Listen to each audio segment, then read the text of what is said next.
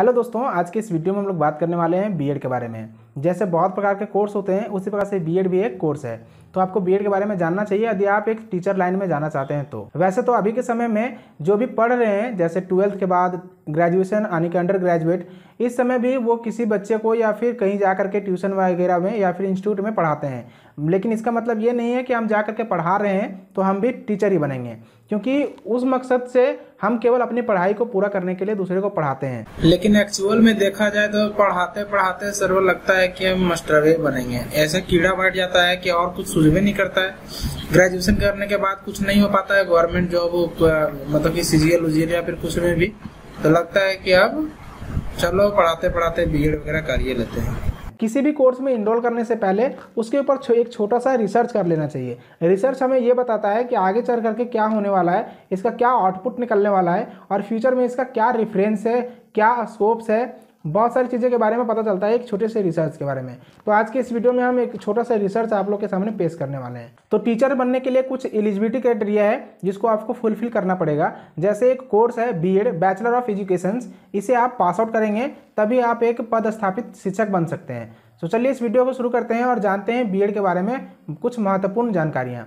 जैसे इस वीडियो में हम लोग ये जानने वाले हैं, उसका लिस्ट आप सबसे पहले समझ लीजिए। सबसे पहले जानेंगे कि बीएड क्या है, फिर जानेंगे कि बीएड करने के लिए हमारे पास क्या एलिजिबिलिटी होना चाहिए। देन हम लोग जानेंगे यदि आपके पास एलिजिबिलिटी है तो आप किस प्रकार से एडमिशन करवाएंगे, क्या प्रोसेस होने वाला है, और यदि आप एडमिशन करवा लेते हैं तो इसका क्या फीस रहने वाला है, क्योंकि कोई भी कोर्स का एक मिनिमम या मैक्सिमम फीस होता है। तो उसके अकॉर्डिंग बीएड का क्या फीस है वो देखेंगे। और साथ में हम लोग ये भी देखेंगे कि जो बीएड है उसे करने के बाद हमें कौन कौन से ऐसे फील्ड हैं जिसमें हम जा सकते हैं, यानी कि क्या क्या स्कोप है। और सबसे अंत में ये देखेंगे कि एक बीएड सर्टिफाइड टीचर का क्या सैलरी होता है, किस अकॉर्डिंग हम लोग इनकम कर सकते हैं। तो चलिए इस वीडियो को शुरू करते हैं और समझते हैं स्टेप बाय स्टेप सारे इन्फॉर्मेशन को। तो सबसे पहला ही पॉइंट है कि बीएड क्या है। तो बीएड क्या है? बीएड एक कोर्स है जो 2 वर्ष में आप कंप्लीट करते हैं। ये एक 4 वर्ष में भी कंप्लीट होता है जो रिसेंटली लॉन्च किया गया है कि आप आफ्टर 12th एडमिशन लेंगे जिसमें आपका बैचलर और बीएड दोनों कंप्लीट होगा, जिसे हम लोग इंटीग्रेटेड कोर्स के नाम से जानते हैं। इसमें एलएलबी वाला भी आया था 5 साल का। सो दोस्तों, आप दोनों तरीके से बीएड कर सकते हैं।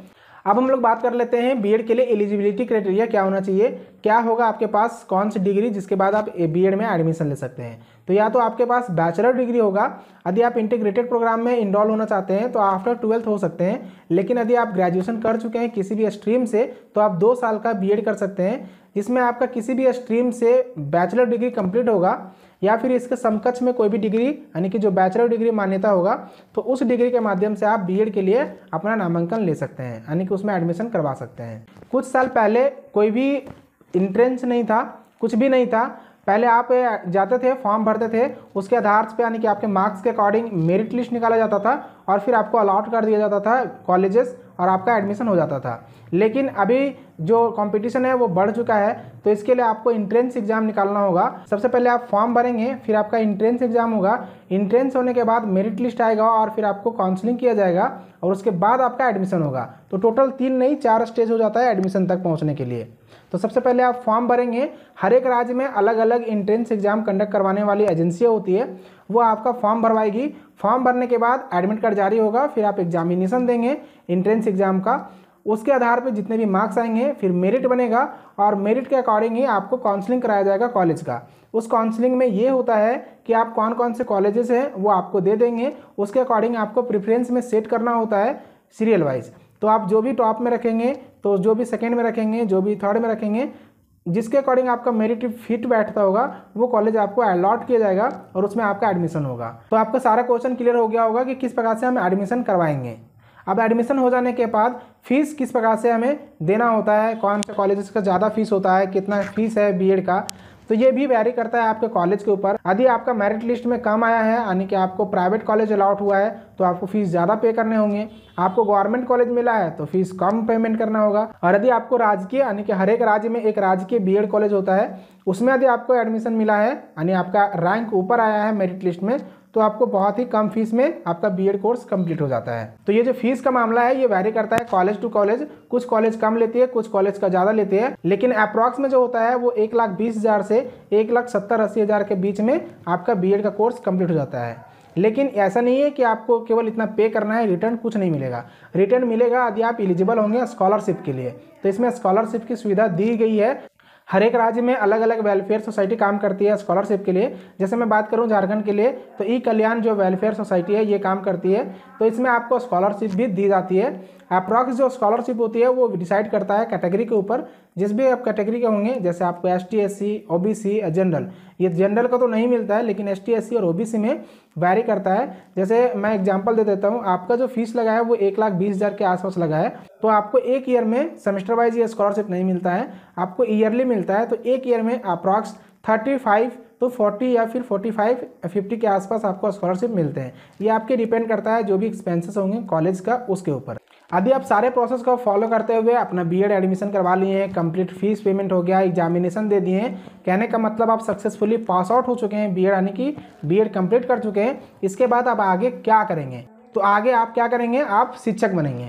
तो शिक्षक बनने के लिए आपको एक और परीक्षा पास करना होगा जिसका नाम है टेट। हर एक राज्य के द्वारा अलग से टीचर एलिजिबिलिटी टेस्ट लिया जाता है जिसे आपको पास करना होगा। इसके एक स्टेप आगे बढ़ेंगे तो आपको पास करना होगा CTET, यानी कि सीटेट। सीटेट का मतलब होता है सेंट्रल टीचर एलिजिबिलिटी टेस्ट।